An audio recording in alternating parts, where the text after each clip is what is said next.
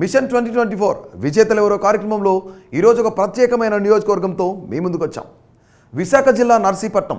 ఈ పేరు చెబితే పొలిటికల్ సర్కిల్లో టక్కున గుర్తొచ్చే పేరు చింతకాయల అయ్యన్న పాత్రుడు. గెలుపోటములతో సంబంధం లేకుండా టీడీపీ ఆవిర్భావం నుంచి ఒకే పార్టీలో కొనసాగుతున్న నాయకుడు, 6 సార్లు ఎమ్మెల్యే, మాజీ మంత్రి, పార్టీలో సీనియర్ నేత కావడంతో అయ్యన్నకు చంద్రబాబు దగ్గర గట్టి పట్టుంది. టీడీపీలో కీలక నేతగా పేరున్న అయ్యన్న పాత్రుడు దూకుడికి గత ఎన్నికల్లో చెక్ పెట్టింది వైసీపీ. తొలిసారి ఎమ్మెల్యేగా గెలిచిన ఉమాశంకర్ గణేష్ తడబడ్డారు. పట్టు సాధించలేకపోగా వివాదాస్పద వ్యవహారంతో వ్యతిరేకత పెంచుకున్నారు. ఫలితంగా టీడీపీ అక్కడ బలంగా పుంజుకుందన్న వాదన వినిపిస్తోంది. తెలుగుదేశం సీనియర్ నేత అయిన అయ్యన్న పాత్రుడికి నర్సీపట్నం నియోజకవర్గంలో సినీ దర్శకుడు పూరి జగన్నాథ్ సోదరుడైన ఉమాశంకర్ గణేష్ గత ఎన్నికల్లో షాకిచ్చారు. వైసీపీ తరపున విజయం సాధించారు. కానీ అయ్యన్న దూకుడిని తట్టుకుని నిలబడ్డంలో ఆయన బలం సరిపోవడం లేదని మొదటి 2 ఏళ్లలోనే తేలిపోయింది.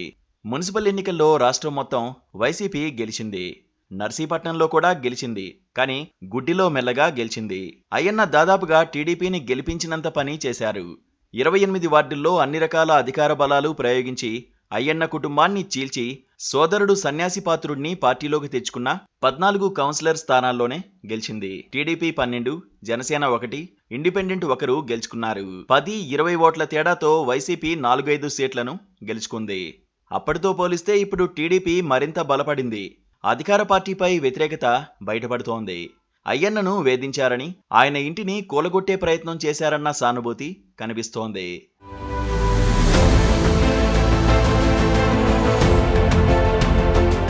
అయ్యన్న బలం తగ్గించడానికి అయ్యన్న సోదరుడు సన్యాసి పాత్రుడిని పార్టీలోకి తీసుకుని ఆయన కుటుంబానికి డీసీసీబీ చైర్మన్ పదవి ఇచ్చింది వైసీపీ. అయితే ఈ మధ్యకాలంలో నర్సీపట్నం కేంద్రంగా జరిగిన పరిణామాలు అయ్యన్నకు ప్రజల్లో సానుకూల వాతావరణం తెచ్చాయనే చర్చ సాగుతోంది.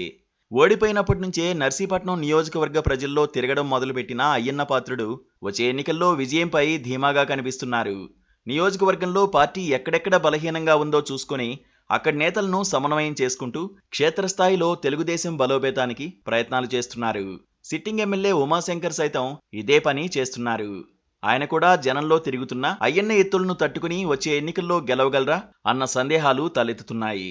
అదే సమయంలో ఉమాశంకర్ గణేష్ వ్యవహార శైలి కూడా వివాదాస్పదంగా మారింది. గత ఎన్నికల్లో గెలుపు కోసం కృషి చేసిన వారు గణేష్కి బద్ధశత్రువులుగా మారారు.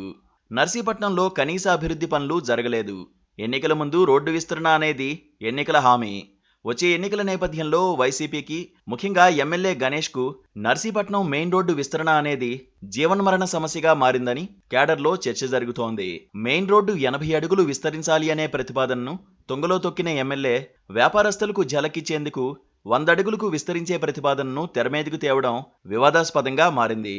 చివరికి చింతకాయల సన్యాసి పాత్రుడు కూడా ఎమ్మెల్యేకు వ్యతిరేకమయ్యారు. వైసీపీ ప్రభుత్వ నిర్వాకంతో ఎమ్మెల్యే గణేష్ గ్రాఫ్ రోజురోజుకు పడిపోతున్నట్లు కేడర్లో చర్చ జరుగుతోంది.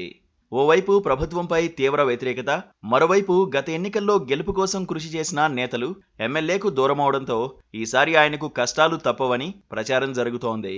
ఈ పరిణామాల నేపథ్యంలో టీడీపీ నేత అయ్యన్న పాత్రుడు అనూహ్యంగా బలం పుంజుకున్నట్లు నియోజకవర్గంలో జోరుగా చర్చ జరుగుతోంది. అందుకే ఈసారి ఎమ్మెల్యే గణేష్కు టికెట్ లేదన్న ప్రచారం తెరపైకి వచ్చింది. మాజీ ఎమ్మెల్యే బోలెం ముత్యాలపాపను రంగంలోకి దింపాలని వైసీపీ ప్లాన్ చేస్తోందట. గతంలో అయ్యన్నను ఓడించింది ఈమె. అదే వ్యూహం వచ్చే ఎన్నికల్లో అమలు చేసేలా అధిష్టానం అడుగులు వేస్తున్నట్టు కనబడుతోంది. ఈ పరిణామాలు చూసిన తర్వాత అయ్యన్న సోదరుడు సన్యాసి పాత్రుడు కూడా టికెట్ తనకు కేటాయించాలని అధిష్టానాన్ని కోరుతున్నారు.